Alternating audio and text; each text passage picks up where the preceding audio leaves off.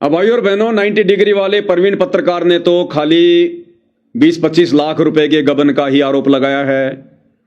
मैं पवन दास तो करोड़ों का आरोप लगाता हूं, करोड़ों का आरोप। करो मुकदमे मेरे ऊपर, कितने करोगे? अरे कम से कम उतने तो करो जितने सतगुरु पे लगे हुए हैं। 14-15 तो कर दो यार, 4 में मजा नहीं आ रहा। 4 मुकदमों में मजा नहीं आ रहा, कम से कम सतगुरु के बराबर तो करो। मैं पवन दास तुम्हारे ऊपर करोड़ों का आरोप लगा रहा हूं, करोड़ों का, और सबूत भी दिखाऊंगा, क्योंकि मैं अपने सतगुरु के पद चिन्हों पे चलता हूं। जिस प्रकार मेरा सतगुरु बिना सबूत के एक भी बात नहीं बोलता, ये उनका चेला पवन दास भी नहीं बोलता।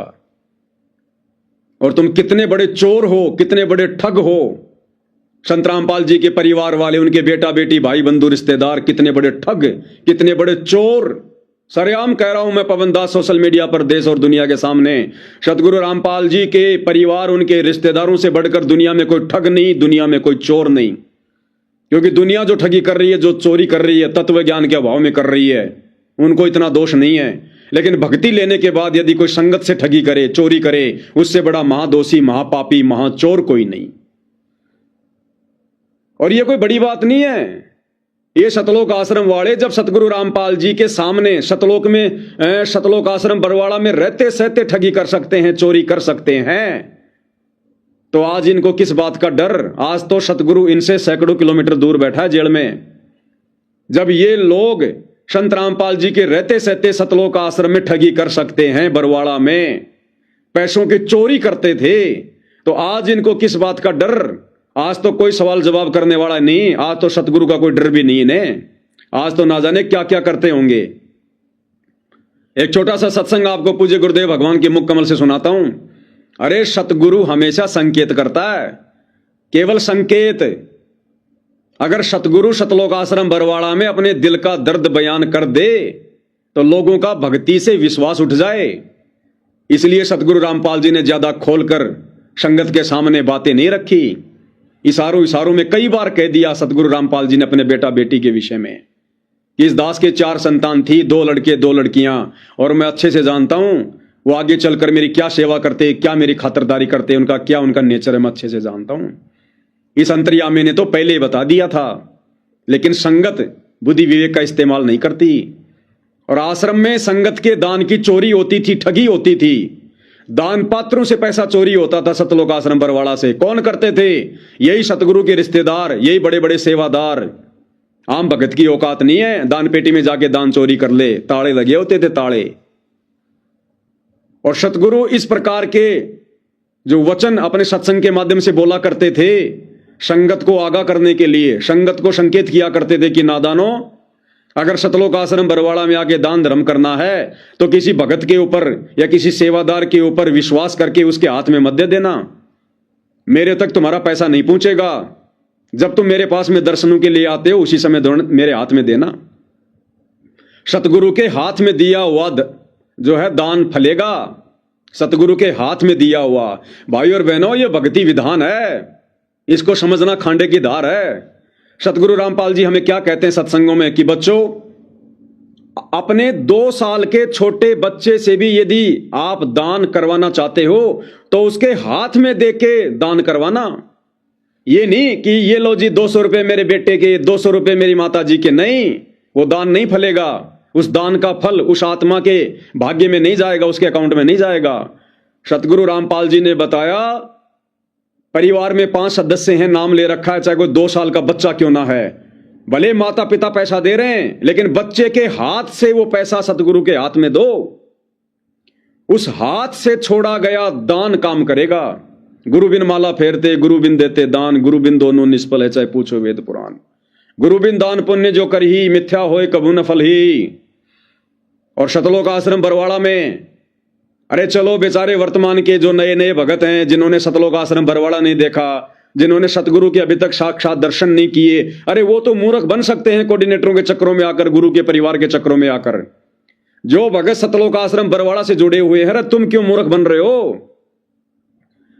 अरे सतलोक आश्रम बरवाड़ा से जुड़े भक्तों, जब तुम सतगुरु रामपाल जी के दर्शनों के लिए लाइन बनाकर जाया करते थे, तो उस समय मोटे मोटे अक्षरों में, बड़े बड़े होर्डिंगों में सतगुरु रामपाल जी ने क्या लिखवा रखा था कि ज्योति और पाठ का पैसा दर्शन करते समय सतगुरु देव जी के हाथ में दें। क्यों? क्योंकि सतगुरु के हाथ में दिया गया दान फलता है। दूसरा कारण यह था कि सतलोक आश्रम बरवाड़ा का मैनेजमेंट, सेवादार, गुरु के परिवार वाले दान पेटी में पैसे चोरी किया करते थे। भगत बेचारे उनको गुरु का जो है बड़ा भगत मानकर, परिवार का सदस्य मानकर उनके हाथ में दान दे दिया करते थे, वो जेब में डाल लिया करते थे। इसलिए सतगुरु रामपाल जी ने लिखवाया कि दर्शन करते समय, क्योंकि आश्रम में जाने वाला हर भगत सतगुरु के दर्शन करता था कि नालायको, तुम मेरे आमने सामने तो आते ही हो, मेरे से तो मिलते ही हो, आशीर्वाद तो लेते ही हो, ये पैसा दान पेटियों में ना डाल के साक्षात अपने गुरु के हाथ में दो, वो तुम्हारा धन फलेगा। और सब लोग सतगुरुदेव जी के हाथ में ज्योति और पाठ का पैसा दिया करते थे, ज्योति और पाठ का पैसा। ये सबको पता है जो भगत सतलोक आश्रम बरवाड़ा से जुड़े हुए थे। और गुरुदेव ने क्या संकेत किया सत्संग में, ये 2014 का सत्संग है ये, और क्या कह रहे हैं गुरुदेव भगवान? आश्रम वालों को, सेवादारों को, अपने परिवार वालों को आगाह कर रहे हैं, संगत को भी सूचित कर रहे हैं कि यहां जो दान आता है ये परमात्मा का हो जाता है, फिर भगत का नहीं रहता। उसको तो परमात्मा 1000 गुना करके देता है। फिर मालिक ने आगे हिदायत दी कि यहां जो सेवादार रहते हैं, ये आगे जो सेवादार आएंगे, ये परमात्मा का पैसा है, धनी का पैसा है। यहां जो सेवादार हैं, गुरुदेव कह रहे हैं, ये भी थोड़ी बहुत हेरा फेरी कर देते हैं। हेरा फेरी का मतलब होता है चोरी करना, ठगी करना, पैसे का दुरुपयोग करना। क्या कह रहे सतगुरु रामपाल जी अपने मुख कमल से? ये डूबकर मरने की बात है संगत के लिए। सतगुरु रामपाल जी अपने मैनेजमेंट के ऊपर उंगली उठा रहे हैं।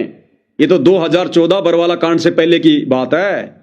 सतगुरु के आश्रम में रहते सहते ये लोग चोरी करते थे, ठगी करते थे, और सतगुरु रामपाल जी ने मजबूरी में सत्संग में सार्वजनिक तौर पर इशारा करना पड़ा, संकेत करना पड़ा। तो विचार करो भाई और बहनों, जिस परम संत ने इस बात को सत्संग में बोलना पड़ा, ये लोग कितना पैसा चोरी किया करते होंगे। क्या कह रहे हैं गुरुदेव भगवान, ध्यान से सुनो।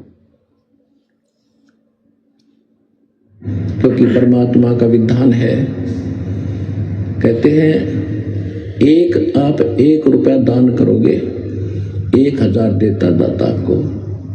जो दान आप यहाँ करते हो वो आपका नहीं, वो तो भगवान का हो गया, आपका नहीं रहा। उसके बदले में आपको तो 1000 मालिक ने उसी समय लिख दिया आपके अकाउंट में, लेकिन वो अकाउंट आपको दिखता कौन?